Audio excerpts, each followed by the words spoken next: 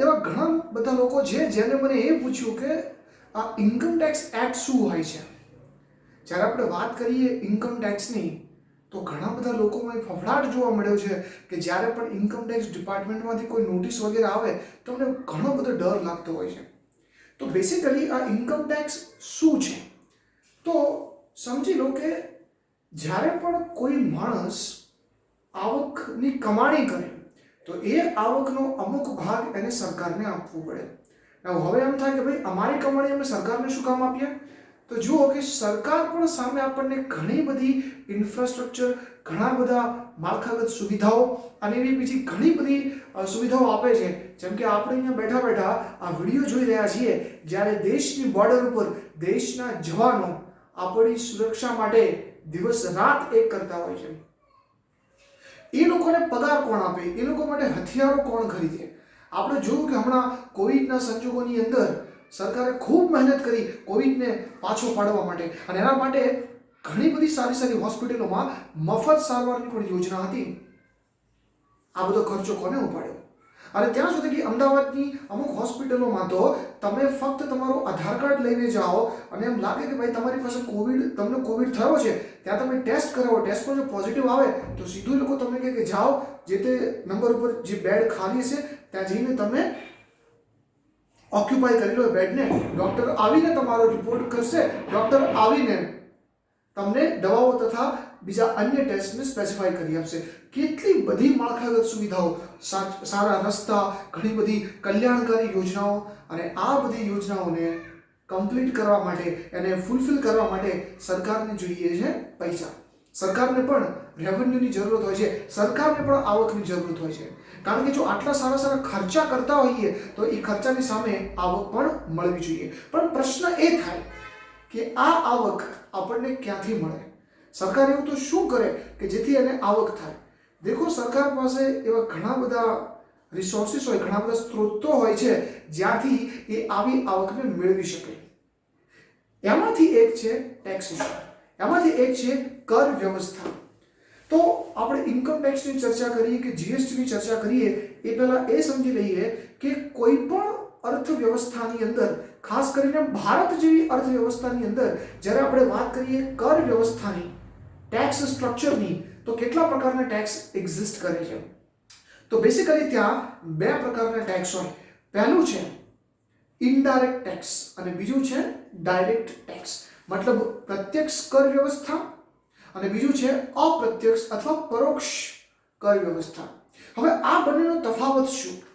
જો જ્યારે આપણે વાત કરીએ કોઈ ડાયરેક્ટ ટેક્સની, તો એમાં સરકાર ડાયરેક્ટલી જે તે વ્યક્તિ પાસેથી કર વસૂલ કરશે, જેમ કે ઇન્કમ ટેક્સ. દેખો, ઇન્કમ ટેક્સ અહીંયા કોઈ પણ પ્રકારના વચગાળાના કોઈ વચેટિયાને નહીં રાખે, સીધો તમારી પાસે એ ટેક્સની આવકને માંગી લેશે કે ભાઈ આ તારી આવક છે, મને આટલી ટેક્સની રકમ આપી દે, અને આપણે ભરવી પણ પડશે. જો કાયદાકીય રીતે નિયમ અનુસાર આપણી આવક ટેક્સમાં આવે છે તો આપણે એને ભરવી પડશે, અને જો નહીં ભરી તો આપણે દંડના ભોગી બનશું, આપણે દંડને પાત્ર બનશું. તો ડાયરેક્ટ ટેક્સ એવા ટેક્સીસ હોય છે જ્યાં સરકાર ડાયરેક્ટલી જે તે વ્યક્તિ પાસેથી કર વસૂલ કરી શકે છે. તો પછી અપ્રત્યક્ષ કરવેરા કેવા હોય? તો પછી ઇનડાયરેક્ટ ટેક્સીસ એટલે શું? ઇનડાયરેક્ટ ટેક્સીસ એટલે જીએસટી. જો જ્યારે જીએસટી 2017માં આવ્યું ને, એની પહેલા આપણી પાસે વેટ હતું, આપણી પાસે સર્વિસ ટેક્સ હતી, આપણી પાસે એક્સાઇઝ કરીને કરવેરા હતા. પણ જેમ જેમ સમય પસાર થતો ગયો તેમ તેમ 2017ની અંદર સરકારે વિચાર્યું કે શા માટે આપણી પાસે આ અલગ અલગ વ્યવસ્થા હોવી જોઈએ, આવો આ બધાને ભેગા કરીને એક જ માળખાગત સુવિધા રાખીએ, અને ત્યાં જીએસટીનો જન્મ થયો છે. ઘણા લોકોને એમ લાગે છે કે જીએસટી બધી રીતે નવો છે, તો એ તદ્દન ખોટું છે. એમ કહેવું વધારે સરળ રહેશે કે ઘણા બધા ટેક્સેશન, જેમ કે વેટની વાત કરીએ, એક્સાઇઝની વાત કરીએ અથવા સર્વિસ ટેક્સની વાત કરીએ, આ બધાને એક સાથે મળાવીને જે ટેક્સ નવો સરકારે આપણા ઉપર લાદ્યો છે એને આપણે કહીએ છીએ GST, goods and service tax. હવે જીએસટી જે છે એ ઇનડાયરેક્ટ ટેક્સ કઈ રીતના થયો? શા માટે આપણે એને ડાયરેક્ટ ટેક્સ તરીકે નથી જાણતા? જો ઇનડાયરેક્ટ ટેક્સનો મતલબ એ થયો કે આપણે ડાયરેક્ટલી સરકારને નથી આપતા, બટ અમુક માધ્યમોને આપીએ છીએ. દાખલા તરીકે માની લો કે ભાઈ તમે કોઈ બજારમાં ગયા છો અને બજારમાં તમારે બાઇક ખરીદવી છે. હવે જેવા તમે શોરૂમની અંદર ગયા, તમે એક બાઇક પસંદ કરી અને બાઇક માટે તમે પૈસા આપી દીધા. માની લો કે તમે એના માટે 1 લાખ રૂપિયાનું ત્યાં પેમેન્ટ કર્યું છે. શું તમને ખબર છે કે આ 1 લાખ રૂપિયાની અંદર ખાલી તે શોરૂમ માલિકના પૈસા જ એમાં ઇન્વોલ્વ નથી, પણ એમાં તમે જીએસટી પણ ભર્યો છે. કોઈ પણ વ્યક્તિ જીએસટી વગરનું બિલ એક્સેપ્ટ ના કરી શકે, અને જો તમે કરો છો તો એ ગેરકાયદેસર ગણાય. જ્યારે પણ તમે કંઈ પણ વસ્તુ ખરીદો તો એ ફરજિયાત છે કે તમે જીએસટી વાળો જ બિલ લો. એટલે જીએસટી પણ ભરવો ફરજિયાત છે. હવે જેવો આપણે એ માણસ પાસેથી એ વસ્તુ ખરીદી અને આપણે એને પૈસા ચૂકવ્યા, શું એ ડાયરેક્ટલી સરકાર પાસે જતા રહ્યા? જવાબ છે ના.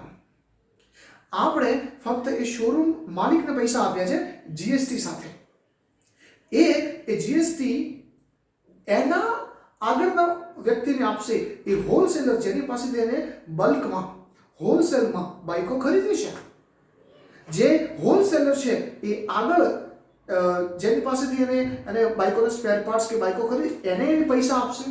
તમે અહીંયા જોજો કે મેં પૈસા જીએસટી સાથે શોરૂમ માલિકને આપ્યા, શોરૂમ માલિક આગળ એના હોલસેલરને આપશે કારણ કે ત્યાંથી એને ખરીદી કરી છે. એનો હોલસેલર ત્યાં આગળ એના ડિસ્ટ્રીબ્યુટરને આપશે અને ડિસ્ટ્રીબ્યુટર જ્યાંથી એને ગાડી ખરીદી છે, જ્યાં ગાડીઓ બને છે, એને આપી દેશે. તો બેસિકલી જોવા જઈએ તો શરૂથી લઈને અંત સુધી કોઈ પણ વ્યક્તિ ડાયરેક્ટલી સરકારને પૈસા પે નથી કરતો. દરેક વ્યક્તિ આખી ચેનમાં જોડાયેલો છે અને એને જે પણ કંઈ નફો થાય એટલો જ ખાલી સરકારને જશે. બાકી બધો ટેક્સ આગળ પાસ ઓન થઈ જશે. આ પાસ ઓન એટલે શું? એને આપણે સાદી ભાષામાં ક્રેડિટની સુવિધા કહીએ છીએ. હવે ક્રેડિટ લેવી એટલે શું એની ચર્ચા આપણે આવનારા સિરીઝમાં કરીશું.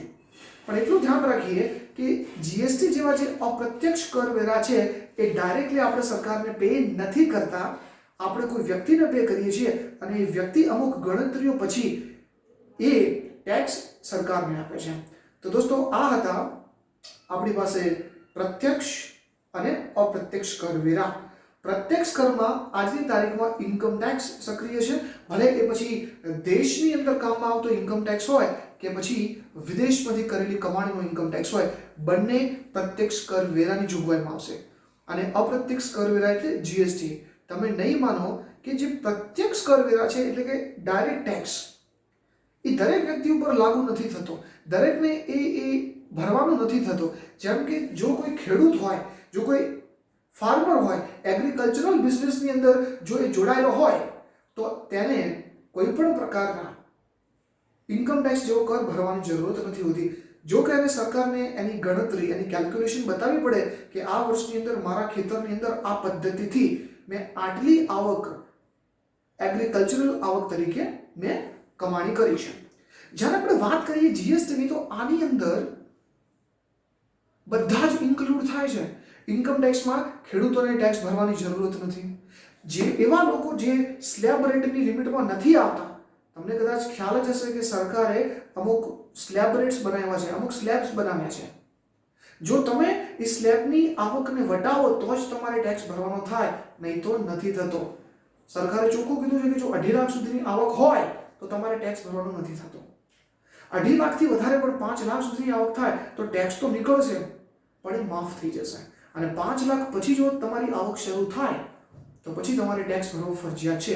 એ આ વર્ષના નાણાકીય વર્ષમાં સરકારે રજૂઆત કરી છે. પણ જો આપણે જીએસટીની વાત કરીએ તો ભલે એ કોઈ શ્રીમંત હોય, ભલે એ દેશનો ધની વ્યક્તિ હોય કે ભલે પછી એ રસ્તે રખડતો કોઈ ભિખારી હોય, એને પણ એ ટેક્સ ભરવો પડે છે.